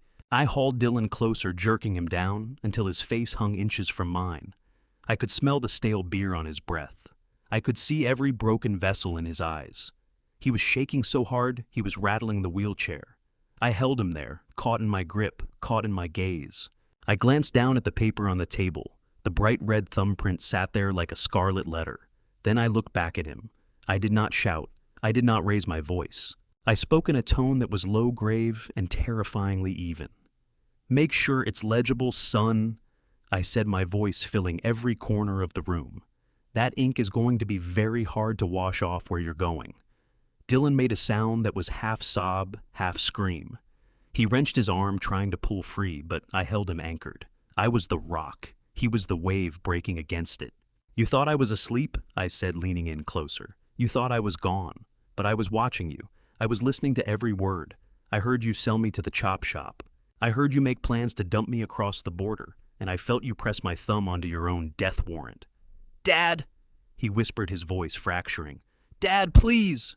"I am not your father," I said, releasing his wrist with a shove that sent him stumbling back hard into the coffee table. "I am the landlord, and it is time for eviction." I closed both hands around the armrests of the wheelchair knuckles, whitening not from strain, but from the raw force I was exerting to stop myself from doing something I couldn't take back. The metal groaned beneath my grip, a sharp metallic shriek cutting through the silence. I planted my feet flat on the hardwood. I pushed down. My quadriceps, which Dylan had assumed were wasted from age and inactivity, engaged like a hydraulic press. I rose, not with effort, not with the trembling uncertainty of an invalid. With a slow, deliberate unfolding of height and power, I kept rising until I stood at my full 6 feet 3 inches, filling the room the way a monolith fills a landscape. I looked down at the wheelchair that had been my cell for the past week.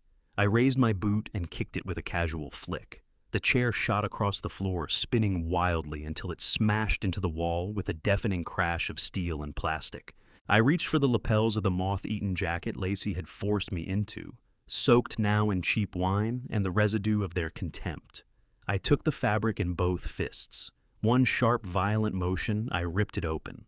Buttons flew pinging off the floorboards and the coffee table like hailstones. I shrugged the heavy sodden thing off my shoulders and let it fall. I tore at the stained dress shirt beneath it, popping the buttons down the placket until it hung open. Underneath, I wore a tactical vest and a fitted dress shirt that Wendell had brought me in the ambulance. I adjusted my cuffs. I straightened my collar. I smoothed my gray hair back with one hand. I rolled my shoulders and felt the vertebrae crack into alignment. The transformation was complete. The stooped, drooling stroke victim was gone.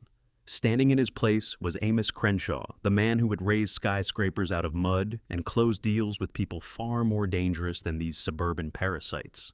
The sound of Lacey's wineglass hitting the floor was like a shot. The crystal detonated, sending shards and red wine spraying across her white heels. She didn't look down. She didn't flinch. Her eyes were locked on my face, stretched wide, as if her brain simply could not decode what it was receiving. Her mouth hung open a silent scream, with nowhere to go. She took a wobbling step backward, her legs unsteady enough that I thought they'd give out. She looked at Dylan, then at Wendell, then back at me, trying to solve an equation that had no solution. Every trace of arrogance had drained out of her. The smugness, the cruelty, the untouchable self-assurance, all of it gone, leaving a pale, hollow shell behind. Dylan was still on the floor where I'd shoved him. He crab-walked backward heels, scraping against the hardwood until his spine hit the sofa.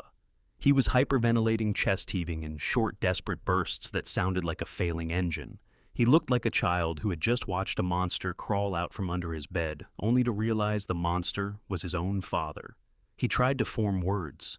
Only a thin wheeze came out. He clawed at his collar as if something were tightening around his throat. The party guests, the sharks, the hustlers, the fences, who had been laughing at me 5 minutes ago, stood frozen. Every one of them a statue of fear. They knew the smell of real power. They knew what a predator felt like in a room, and they could feel it radiating off me in waves. The air itself had changed. This was no longer a party. It was a cage. The man in the leopard print jacket began edging toward the back of the room, eyes cutting left and right for a way out. Wendell simply cleared his throat, a sound like millstones grinding, and stepped directly into his path, blocking the exit with his full frame. He crossed his arms over his chest, his suit jacket pulling taut across his shoulders. "Nobody leaves," Wendell rumbled, his voice vibrating the glass in the windows. "The room is sealed."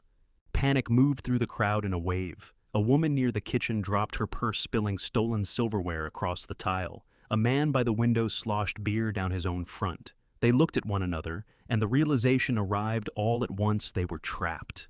They had been mocking a man who could purchase and dismantle their entire lives before his morning coffee. They had thrown wine on a man who commanded an army. I watched the chop shop owner's hand drift toward his pocket, maybe reaching for something. He stopped cold when he met my eyes. He knew.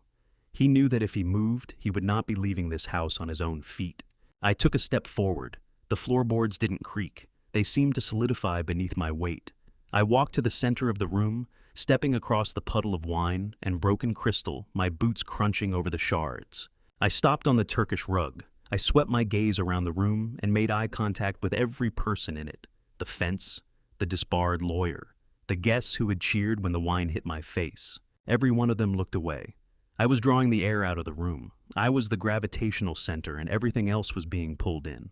I turned to face Dylan and Lacey. They were huddled together on the floor, a wretched portrait of greed and cowardice. I stood over them, my shadow falling long and dark across their trembling bodies. I did not raise my voice. I didn't need to. When you carry real power, volume is redundant. You only need to speak. You figured the old lion had gone toothless, I said, my voice dropping to a low, rolling thunder that pressed into every corner of the room. You figured that, because I moved slow and drove an old truck, I must be weak. You figured that, because I loved you, I must be blind. You confused patience with defeat. You confused silence with ignorance. You thought you could drug me. You thought you could sell me. You thought you could lock me in a basement and leave me there to rot. I leaned in close enough that they could see the fire burning behind my eyes, close enough to feel the heat of my fury.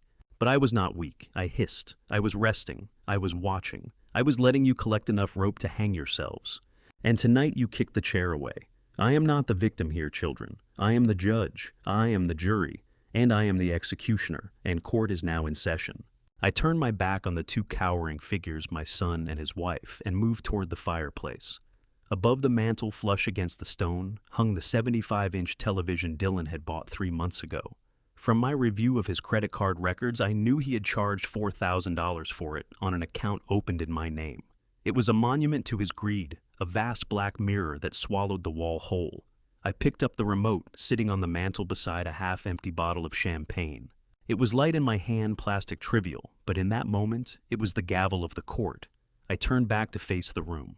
The guests stood frozen, staring at me with some mingling of fear and morbid fascination. They could tell something was coming. They understood the violence was finished, but that the reckoning had only just begun.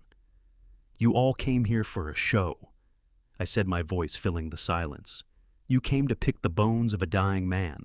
You came to celebrate the dismantling of my life. Well, I am a generous host. I would hate to send you home without your entertainment." I pointed the remote at the screen and pressed the button. The massive display blazed to life, flooding the room in harsh blue light. It was connected to a laptop on the side table one Wendell had set up while I was making my entrance. The screen was not showing a football game or a film. It showed a logo, a golden lion on a black shield, the insignia of Crenshaw Security. Dylan looked up from the floor, squinting against the glare. "What is that?" he whispered. "This," I said, "is the family home video you never knew we were making." I pressed play. The footage was razor sharp. High-definition video captured from a camera hidden inside the kitchen smoke detector. The timestamp in the corner read December 24th, 6:40 p.m. The room gasped. There on the screen, life-size and undeniable, was Lacey. She stood at the island, her face locked in an expression of cold, focused intent. The audio was flawless, carried perfectly through the expensive surround sound. The grating sound of ceramic on ceramic filled every corner. Scrape, scrape, scrape. We watched Lacey tip the blue powder from the mortar into the bowl of sweet potato pie. We watched Dylan in the background, scrolling frantically on his phone. "How long does it take?" Dylan's voice rang out from the speakers, clear as a bell. "Less than an hour if the dose is high enough," Lacey's voice answered. The party guests recoiled. A woman near the back pressed her hand over her mouth. The disbarred lawyer shook his head and muttered something dark under his breath. "They were criminals, yes, but there is a hierarchy to crime. Theft is one thing. Poisoning your own father at Christmas dinner is a level of depravity that even the underworld finds repulsive." I fast-forwarded. The screen flickered and the scene shifted. Now it was grainy green-tinted night vision. The basement. The timestamp was 2 days ago. The angle was from the room's corner, capturing the full damp concrete cell. There was Dylan pacing. There was Lacey standing over my motionless body on the mattress. "We drive him across the border tonight. Lacey's voice hissed through the speakers. Kidneys, livers, corneas. He is worth more in parts than he ever was whole. The room went dead silent. Every molecule of air seemed to leave the space. This was not simply murder. This was butchery. This was the reduction of a human life to its market price. I looked at Lacey. She was fixed on the screen, her face drained of color, eyes wide and unblinking. She looked like someone watching her own autopsy. She was seeing the monster she truly was, projected in 4K resolution. I fast-forwarded again. The study. Dylan at the desk, buried in papers. He held a pen, his hand trembling. Just one signature, he muttered to himself on the screen. Just one signature, and Viper gets off my back. We watched him trace my name onto the loan documents. We watched him practice it again and again. We watched him commit felony forgery and fraud, with the sweating, hollow-eyed desperation of a man with nothing left. I paused the video. Dylan's hand, caught in the act of signing my name, froze on screen, a monument to his betrayal. I turned to face them. Dylan was weeping without sound, his face buried in his hands. Lacey was rocking back and forth, murmuring, "No, no, no," in a broken loop. "You thought you were clever," I said. "You thought you were invisible, but I have been watching you. Every moment, every lie, every crime, it is all here. Terabytes of evidence, enough to put you away for 3 lifetimes. But that is not even the best part," I continued. I pressed another button on the remote. The forgery footage shrank to a small window in the top left corner. The rest of the screen filled with a different interface entirely. A social media platform, a live stream dashboard, and at its center, a live feed of the very room we stood in, filmed by a camera concealed in the alarm system's motion. Sensor mounted in the corner. Down the right side of the screen ran a waterfall of text, moving almost too fast to read. Comments, reactions, emojis. I pointed to the counter in the upper right corner. The number was climbing fast. 48,000, 49,000, 50,000. "Say hello to the world, children," I said, my voice ice cold. "You are live." Lacey looked at the screen. She saw the comments cascading past. "Monster. Lock her up. I hope they rot. Call the FBI. She tried to kill her own father-in-law. Despicable." The color left her face so completely she could have been a corpse. She lurched to her feet, hands clawing at her hair. "Turn it off," she screamed. "Turn it off. You cannot do this." "My friends, my reputation." "Your reputation," I laughed. "Your reputation is gone, Lacey. It is ash. 50,000 people just watched you plan to sell my kidneys. 50,000 people just watched you poison my pie. Your boss is watching. Your neighbors are watching. Your mother is probably watching. You wanted to be a socialite. You wanted to be famous. Well, congratulations. You are the most famous woman in America right now. And the whole world knows exactly what you are." Dylan looked up at the screen. He saw the viewer count. He saw the hate flooding the comments. He understood that the life he had known was finished. He would never work in finance again. He would never set foot in the country club again. He was a pariah. A global pariah. "You ruined us," he whispered. "You destroyed everything." "I did not ruin you," I said, stepping closer to the camera so my face filled the live stream. "I just turned the lights on. You ruined yourselves. I simply made sure there was an audience to witness the wreckage." I looked straight into the lens, speaking to the 50,000 strangers sitting in judgment of my family. "This is what happens when you bite the hand that feeds you," I said. "This is what happens when you mistake kindness for weakness." I turned back to Dylan and Lacey. They were huddled together on the floor, sobbing, crushed beneath the weight of 1,000,000 digital eyes. "The police are on their way," I said. "But honestly, prison will feel like a holiday compared to what is waiting for you out here. The internet never forgets, and neither do I." The live stream was still pouring its waterfall of judgment across the screen, but I turned my back on it. The court of public opinion had rendered its verdict, but I still had the financial sentencing to deliver. Wendell stepped forward and placed a thick black binder in my hands. It was heavy not just from the paper, but from the sheer accumulated weight of my son's foolishness. I dropped it onto the coffee table. The sharp crack of it hitting the wood made Dylan flinch. He looked up, eyes red and swollen. "Open it," I commanded. My voice never rose above a steady murmur, but it carried the full weight of absolute authority. Dylan reached out with a shaking hand and turned the cover back. The first page held a corporate organizational chart. At the top sat Crenshaw Holdings.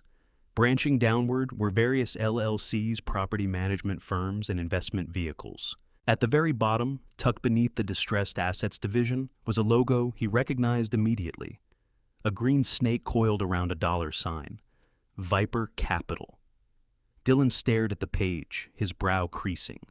He blinked hard, trying to push through the tears and the confusion. He looked at the logo, then up at me. "I do not understand," he whispered. "Why do you have Viper's internal documents? Did you pay them off? Did you buy my debt?" A short, sharp laugh escaped me. There was nothing warm in it. "You really are blind, Dylan. I did not pay them off. I did not buy your debt. I own the debt. I have always owned it. Viper Capital is a subsidiary of Crenshaw Holdings. I acquired that shark outfit 3 years ago to clean up the neighborhood and keep a lid on predatory lending. So you can imagine my surprise when my own son's name turned up on the delinquent list." Dylan's mouth fell open. Lacey stopped her rocking and looked up her face, a mask of pure disbelief. "You own Viper," she croaked. "I own the paper," I said, leaning over them. "I own the sharks. I own the collectors. Every missed payment, every dodged call, every time you forged my signature to try to leverage my house, you were stealing from me. You were robbing your own father to pay your own father. And the worst part is, if you had simply come to me for help, I might have forgiven the interest. I might have restructured the loan. But you did not ask. You tried to kill me." Dylan looked down at his hands. He looked at the forgery on the table. The truth struck him like something physical. He had plotted a murder to settle a debt with the victim. The sheer futility of it, the cosmic absurdity, was collapsing in on him. "You tried to sell my kidneys," I hissed, stabbing a finger toward the screen where the night vision footage had frozen.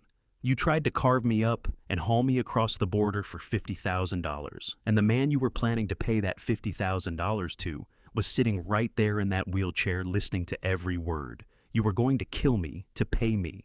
Tell me how that arithmetic works, Dylan. Explain that math to me." He had no answer. He just folded into himself, hands clamped over his ears, trying to shut out my voice, trying to shut out the truth. He understood that he was not just a would-be murderer. He was a fool, a spectacular historic failure of a man who had hollowed out his own soul for absolutely nothing. But I was not finished. I signaled Wendell. He reached into his briefcase and drew out a single blue document. It looked official, stamped with a government seal. He set it on the table beside the Viper chart. "And then there is the matter of this house," I said, my voice dropping to a conversational calm that was somehow more frightening than any shout. "You were so worried about the equity. $2 million, you said. You were already spending it in your head. You were eyeing condos out in Ballantyne. You were picking out curtains." Lacey's gaze went straight to the blue paper. A desperate hunger flickered back into her eyes, grasping for any lifeline she could find. "Is that the deed?" she asked. "Can we still sell it? If we go to jail, can we use the money for lawyers?" I shook my head slowly, almost marveling at her persistence. "You still do not understand. Do you? You cannot sell this house. You never could. Because this house does not belong to me." "What do you mean?" Dylan asked, lifting his head. "It is in your name." I checked the county records. "You checked the public records," I corrected. "You did not check the trust filings. 5 years ago, after your mother passed, I transferred the deed to this property into an irrevocable charitable remainder trust. The beneficiary is the Atrium Health Carolinas Medical Center, home for orphan children." The room went silent again. Even the live stream chat seemed to slow as the viewers absorbed this new twist. "I have a life estate," I explained. "That means I have the right to live here until my heart stops. But the moment I die, ownership transfers instantly and automatically to the orphanage. No probate, no inheritance, no equity for you to take." I leaned closer, my face inches from Lacey's. "So, when you were grinding up those pills, when you were scheming to push me down the stairs or haul me off to Mexico, you were not accelerating your inheritance. You were accelerating your own eviction. If I had died tonight, you would have been out on the street by morning. The charity would have put you out before my body had even gone cold. You were killing me to make yourselves destitute." Lacey stared at me. Her mind was hunting for a loophole, straining for some way to come out ahead. There was none. The walls were closing in from every direction. The house she had coveted, the emblem of the status she craved, was a mirage. She was sitting in a building that belonged to orphans. She was a squatter in a charity's property. "We have nothing," she whispered. The realization landed completely. Her voice was hollow, every bit of its sharpness stripped away. "We have no money. We have no house. We have no jobs. We have nothing." "You have debt," I reminded her. "You owe me $300,000 in credit card fraud. You owe Viper $50,000 plus penalties. And you owe the state of North Carolina a great deal of time." Dylan let out a low moan, a sound of pure animal despair. He swept his eyes around the room, the lavish furniture, the expensive electronics, all the trappings of the life he had stolen. It was all dust. It was all borrowed. He had betrayed the one person in the world who had ever truly loved him, and he had done it for a prize that was never real. He had traded his soul for fool's gold. I straightened up, adjusting my cuffs. The final nail was in the coffin. I had stripped away every illusion they had. I had shown them that their greed was not just immoral, it was incompetent. They were not masterminds. They were fools playing with matches inside a powder keg. And now the explosion had arrived. Lacey collapsed. It was not a dramatic faint. It was a genuine physical failure. Her legs gave way and she slid sideways, hitting the floor with a dull thud. She pulled herself into a fetal position, her expensive dress bunching up around her waist, her face pressed into the Turkish rug. She began to scream. It was a high, thin sound, like a kettle shrieking at full boil. She screamed for the life she had lost. She screamed for the freedom vanishing before her. She screamed because the reality of what was coming had finally crashed down on her without mercy. She was going to prison. She was going to be a felon. She was going to be poor, and for a woman like Lacey, poverty was a fate worse than death. Dylan did not scream. He simply shook. He sat cross-legged on the floor, rocking in place, eyes wide and vacant. He was muttering to himself, a broken, tumbling stream. "I am sorry, Dad. I am sorry. The pie, the blue pills, the ink. It is hard to wash off." He looked down at his thumb. The red ink from the fingerprint pad was still there, bright and damning. He began scrubbing it against his pants leg, frantically trying to erase the mark of everything he had done. Out, damn spot. But it would not come off. It was soaked into his skin, just as his crime was soaked into his soul. Wendell stepped up beside me. "The police are 2 minutes out, Amos," he said quietly. "The perimeter is secure." I looked down at the wreckage of my family, my son broken and babbling on the floor, my daughter-in-law screaming into the carpet, the live stream audience watching every second of it, consuming the tragedy.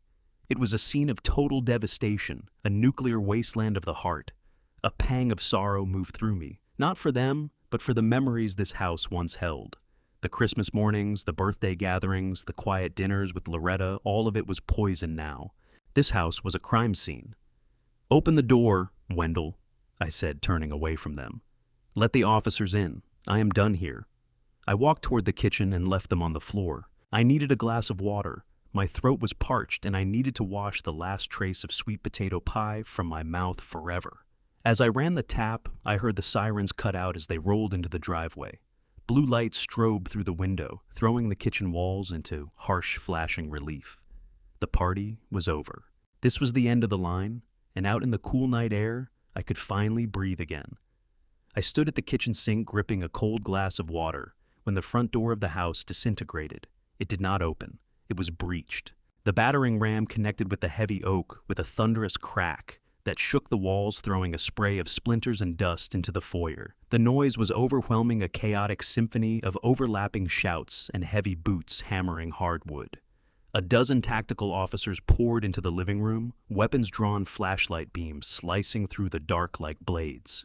They moved with terrifying precision, barking commands that stacked on top of each other into a solid wall of sound. "Police, get down. Hands where I can see them. Nobody move." The party guests, the sharks and bottom feeders, who had been so smug just moments before, hit the floor without hesitation. They knew this dance. They scattered like roaches caught in a sudden light, covering their heads and curling into themselves. I watched from the kitchen archway unhurried. I took a sip of water. It was cool and clean, rinsing away the last phantom taste of betrayal. Wendell stood near the fireplace, palms raised, calm and still. He was the only one in the room who wasn't panicking. He knew these officers. He had probably briefed the captain himself. The officers descended on Dylan and Lacey with no gentleness to spare. This was not a white-collar arrest for paperwork crimes. This was a takedown for conspiracy to commit murder and human trafficking. An officer in full tactical gear grabbed Dylan by the back of his shirt and hauled him up off the floor. Dylan yelped his legs, scrambling to find footing. Another officer secured Lacey, wrenching her arms behind her back with practiced force. The ratcheting click of the handcuffs locking shut was the most satisfying sound I had heard in 40 years. It sounded like justice. It sounded like the closing of a door. The room churned with blue uniforms and terrified screaming. But through the chaos, I walked slowly into the living room. The officers made way for me, knowing who I was. I stood at the center of the storm, the eye of the hurricane, watching the final collapse of my son's world. He looked up at me, his eyes wide with terror and confusion. He looked at the police, then back at me, and understood at last that there was no way out. The live stream camera was still running, capturing every second of their downfall for the world to see. Then the accusations began. It started as a whisper, a desperate clawing plea from Lacey, as the officer cinched the cuffs tighter on her wrists. "It is not me," she sobbed, mascara pouring down her face in black rivers, making her look like something unhinged. "It is him. It was his idea. I am the victim here. Officer, please, you have to listen to me." He forced my hand. "He is abusive. He made me grind those pills." Dylan's head snapped toward her. His shock curdled instantly into a cornered, snarling fury. "You liar!" he screamed, thrashing against the officer, restraining him. "You bought the pills. You are the one who looked up the dosage on your phone. I have the search history, Lacey." "It is on your iPad. She told me we had to do it, officer. She said we had no choice because of the debt. She planned the whole Mexico trip. She knew the guy in Tijuana who buys the organs." "Shut up, you coward!" Lacey shrieked, spitting in his direction. "You are the one who forged the signature. You are the one who stole his identity.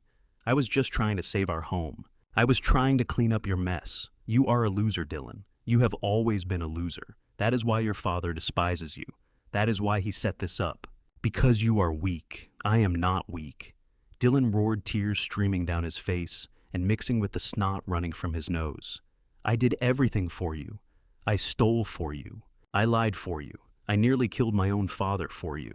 And now you are throwing me to the wolves." I watched them shred each other apart. It was fascinating in the most grotesque way possible. Their love, their marriage, their so-called partnership was revealed for exactly what it had always been, a mutual arrangement of parasites. The moment the host fought back, the parasites turned on one another, devouring their own kind just to survive. Their voices crashed together in a cacophony of blame. He put the powder in the pie. She poured the wine on him. He called the forger. She called the chop shop. They were confessing to everything, handing the district attorney a conviction on a silver platter without a single question asked. The officers barely had to lift a finger. They just let them talk, body cams drinking in every poisonous word. It was the end of whatever dignity they had left.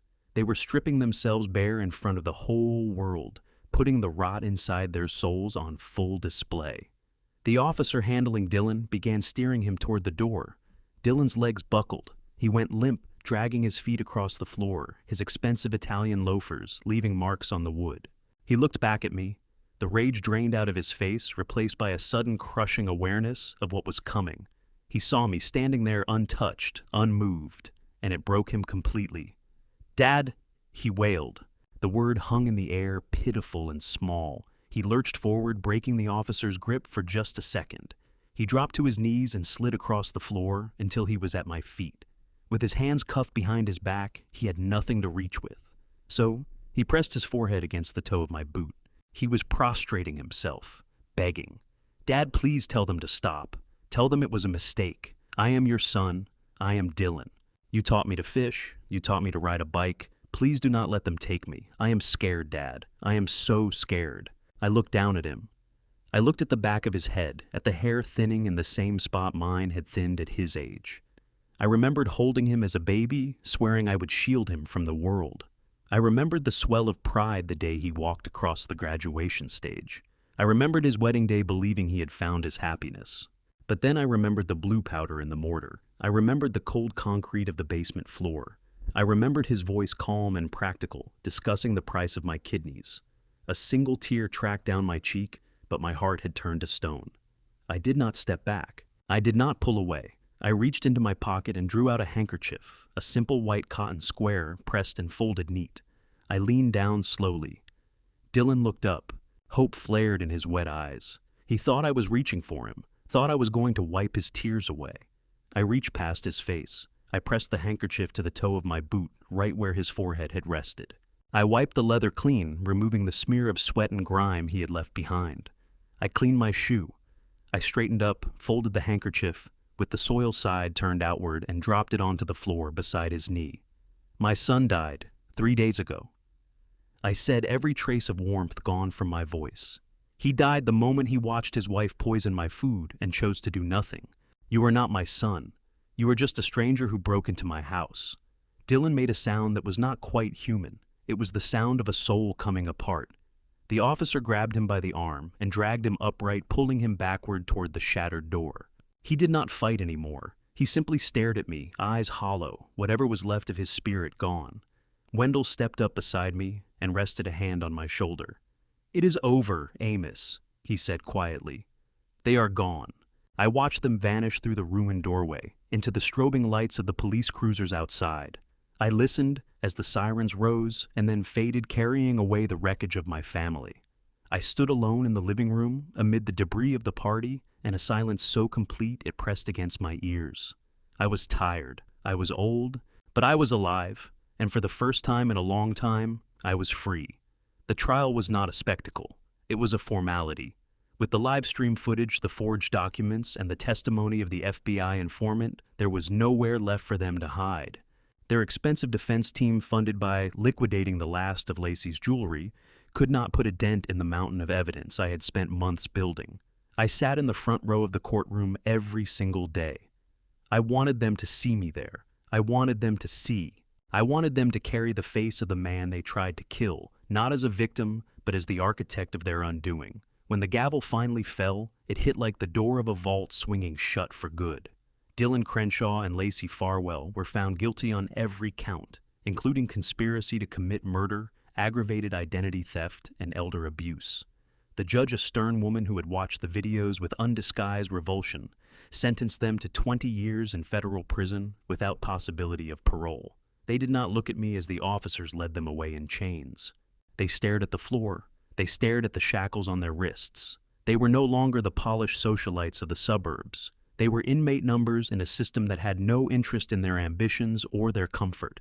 The house was seized by the authorities. The cars were repossessed. Whatever assets remained were auctioned off to cover a fraction of the restitution they owed me and the state. Everything they had constructed on a foundation of lies was reduced to rubble. Justice is not always quick, but in this case, it was absolute. They wanted a life of ease at my expense. Now they have all the time in the world in a 6x8 cell to contemplate the cost of sweet potato pie. 6 months later, I stood on a quiet hillside overlooking the Charlotte skyline. The grass was green and neatly kept the air carrying the scent of magnolia and fresh rain.